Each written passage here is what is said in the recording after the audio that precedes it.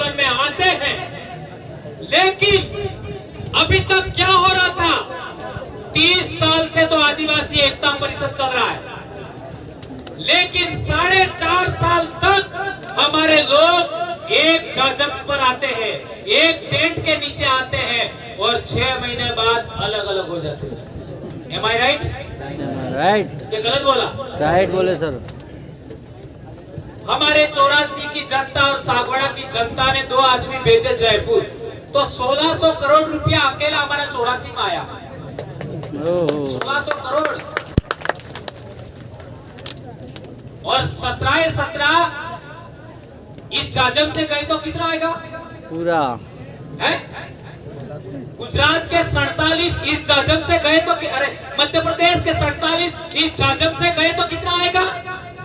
सबका सब 26 या 27 गुजरात के इस जाजम से गए तो कितना आएगा? अपन। इसी तरीके से महाराष्ट्र का, इसलिए ये बात मैंने आपको बताई। दोस्तों, अभी तक क्या हो रहा था कि हमारे समाज के लोग दूसरों के झंडे उठा रहे थे, दूसरों के डंडे उठा रहे थे, दूसरों की जाजम बिछा रहे थे, दूसरों की दरिया उठा रहे थे। इस वजह से लोग हमारे मुंह पर मूतने लग गए, इस वजह से हम बिखर गए। अब हम लोगों को सामाजिक एकता कायम करना है। सामाजिक एकता के साथ साथ जितने भी सामाजिक संगठन हैं उनका एक अलायंस बनाना है, राजनीतिक संगठनों का अलायंस बनाना है, धार्मिक संगठनों का अलायंस बनाना है, और तो और हमारे जितने भी राजनीतिक लोग हैं, चाहे वो किसी भी पार्टी में हो, मैं तो कहना चाहता हूँ दूसरी पार्टियां जो हमारे समाज को अभी तक परेशान करने वाली पार्टियां हैं, उनके भी लोग उधर हैं और इधर आना चाहते हैं, तो उनको भी जाजम पर हमें लाने का प्रयास करना चाहिए। भले वो आवे या ना आवे, लेकिन हमें ऑप्शन देना चाहिए, ऐसा मैं कहना चाहता हूं दोस्तों।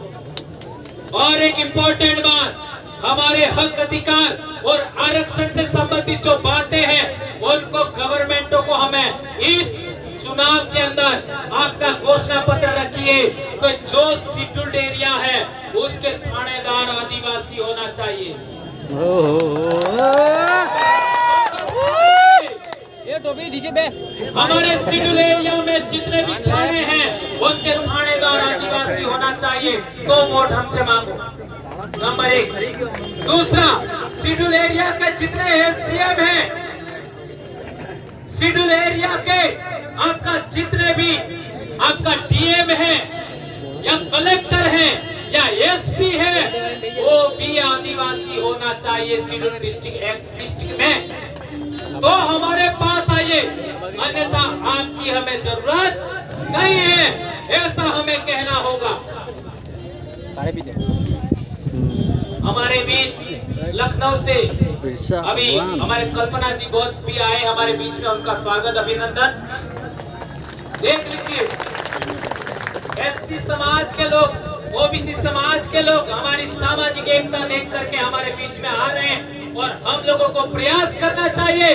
आदिवासी क्या उद्बोधन बोलता है? जय जोहार उद्बोधन बोलता है। और जोहार का अर्थ क्या होता है? जोहार का अर्थ क्या होता है?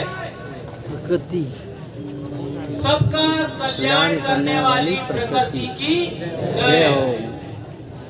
और ओवैसी साहब ने भी बोला, ओवैसी साहब ने बोला ना भाई, क्या बोला? बैठ जाओ यार, बैठ जाओ, ये तो साइड हो जा। आ रहा है ना। राहुल गांधी ने भी बोला, इस देश का आदिवासी का मतलब क्या होता है? मालिक, बोला ना। और जोहार तो बड़ा प्रधान भी बोलते हैं। लेकिन आपके 487 उनके पार्टी के वरिष्ठतम लोग बोल रहे हैं, वरिष्ठतम, लेकिन वो गुलामी की भी तो कोई हद होती है। इसलिए राजनीतिक रूप से गुलाम बनाकर लोगों को आजाद कराने के लिए संगठन रजिस्टर किया है, ऐसा मैं कहना चाहता हूं।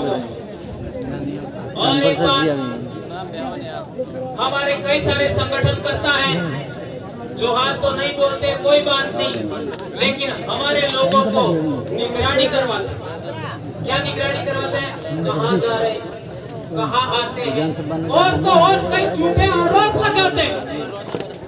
ये ऐसा करना चाहते हैं, वैसा करना चाहते हैं, लेकिन एक बात हाथ ऊंचा करके शपथ खाइए, आज के बाद मानगढ़ से जाने के बाद आप लोग किसी को भी थप्पड़ नहीं मारोगे। आदिवासी परिवार के लोग हाथ ऊंचा करिए,